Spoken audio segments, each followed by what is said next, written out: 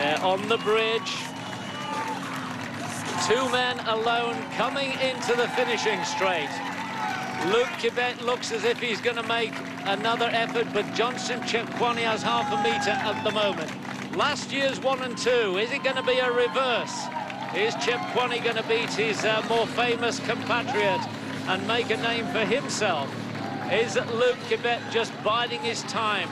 Did that little burst about 1.5 kilometres ago tell him all he needed to know, that he could get away? It's not obvious because Chepkwony has taken the initiative.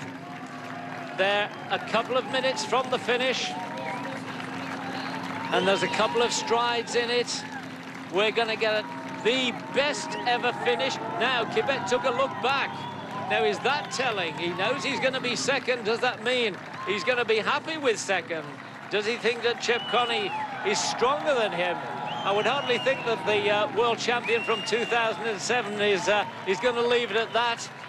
And in fact, he's come right up to the shoulder of Chepkwony again. They both look strong.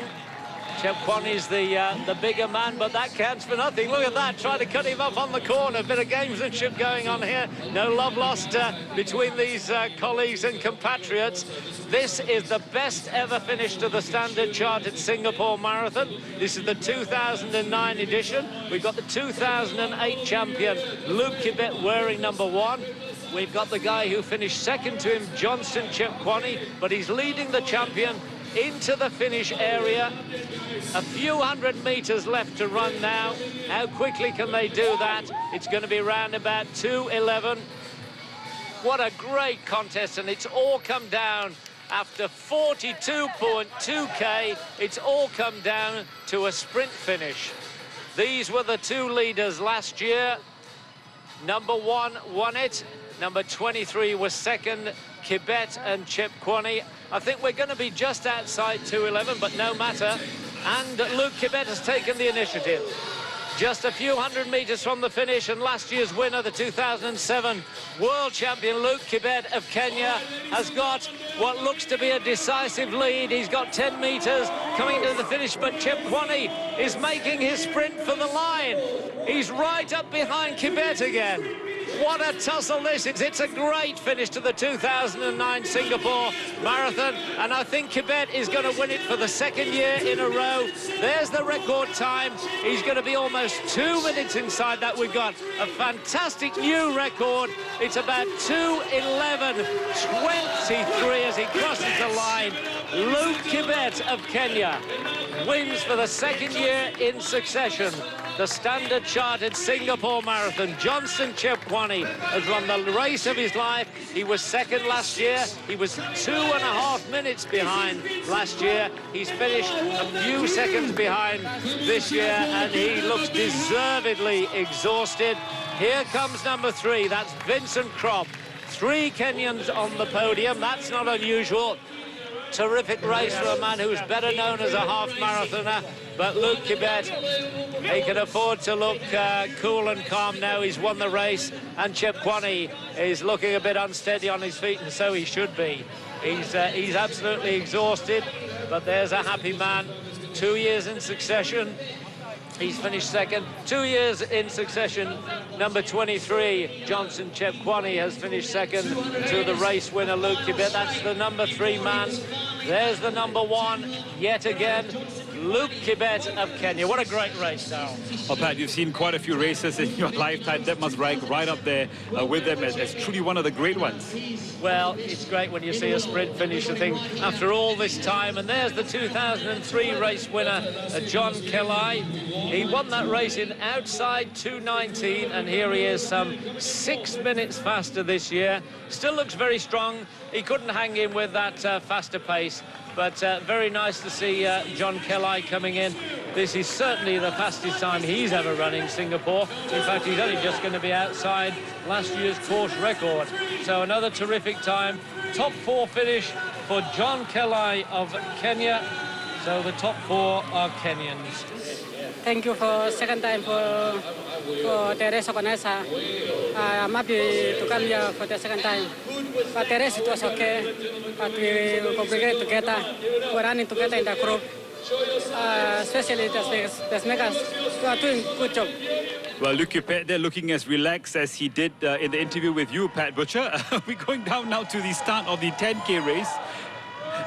This is the start of the men's 10-kilometer race. We do expect some runners perhaps to run faster times, but even then, Pat, for 10K, you have some social runners who might not even do 2:11. No, indeed not. But as I said, this is the stepping stone. This is where you've got to start, but don't even do the 10K without running 2 or 3 times a week for even several months. And if you're thinking about running the 21.1, the half marathon, you've got to get far, far more serious. That's to say, if you want to do it, you know, properly from a sort of perspective of a long-time runner. Albina Mayrova-Ivanova from Russia, from Cheboksary in the south of Russia. She's upset her colleague and race favourite Lyubov Morganova. She's run an absolutely terrific second half, a great tactical race. Victory in the 2009 Standard Chartered Singapore Marathon to Mayrova-Ivanova. 2:32, so less than a minute outside the course record. That's the second fastest time here, and that's testament to a great tactical running brain. Terrific race from her. So second place in the 2009 Standard Chartered Singapore Marathon is going to go to race favourite Lyubov Morganova from Moscow in the Russian Federation. A hesitant wave to her supporters. It's a bit of a one smile because she was hoping she was going to be first. Yeah, your number 2, Lyubov Morganova of Russia, comes in to finish second to her colleague Albina Mayrova-Ivanova. Still a very good time, under 2:35, as she jogs across the finish line. This is Mary Acor from the USA. And comparatively, she's done very well because her best time is 2:33.52. And she's only going to be about 3 minutes outside it, which for these conditions is very good indeed. That's one of the Kenyans right behind her. That's Jacqueline Nyetipi, but this is Mary Acor finishing in 3rd place. Well, we've had our men's open winner, we've had our women's open winner. Now we have shots of the leading Singaporean man. That's a Mok Ying Ren, Pat Butcher, a trained triathlete, a gold medal winning triathlete, just trying to come home with a very decent time right now. And although he looks knackered, Pat, his time is very, very healthy, isn't it? It certainly is. I mean, what is it? The local race record is 2:49. He's got 7 minutes in hand. And I think he's a bit closer to the finish than we thought, isn't he? He's very close. In fact, he's going to finish this race about 6 minutes under the course record. And for a triathlete, this is an absolutely sensational time. You know, if next time he paces himself a bit better, because he's clearly exhausted, and I think he's been like this for the last 5K, if he paces himself a bit better, he can do inside 2:40. This is an absolutely wonderful time. Well, this is his first competitive marathon, Pat, and he has expressed concerns about doing this. Well, this is absolutely wonderful. Young man, 23 years old, Mok Ying Ren. He's a gold medal triathlete from the SEA Games. And look at the pain on his face. He's really been through it. He's really going very, very slowly at the end, but he's done everything necessary to make this an absolutely sensational debut. He's done a record time as well. So a terrific first-time debut victory for Mok Ying Ren of Singapore. Absolutely wonderful race, and he deserves all the kudos that he gets out of this sensational performance. You're a well-known triathlete. How you feel about running the marathon for the first time? Oh, I had a great respect for the marathon before this event. I think I heard a lot of stories about the wall, and I watched the movie, The Spirit of the Marathon, and it was very touching. And I think it's very quite an experience to take part in my first marathon in Singapore. And yeah, it's an amazing event. And what about breaking the record? Oh, I broke the record. I'm not very sure of the record. Yeah. I think that's a bonus because I was just doing a lot of long runs, and in terms of experience, the longer the distance, the more experience you require. So I think for me, I went in with was a newbie. Yeah. Let's take a look at the results now. For the men, Luke Kibet of Kenya makes it 2 out of 2 with a winning time of 2 hours, 11 minutes and 24 seconds. Barely 8 seconds later in second place is Johnston Chepkoni, and Vincent Krop from Kenya makes it a clean sweep for the Kenyans with 2:11.49.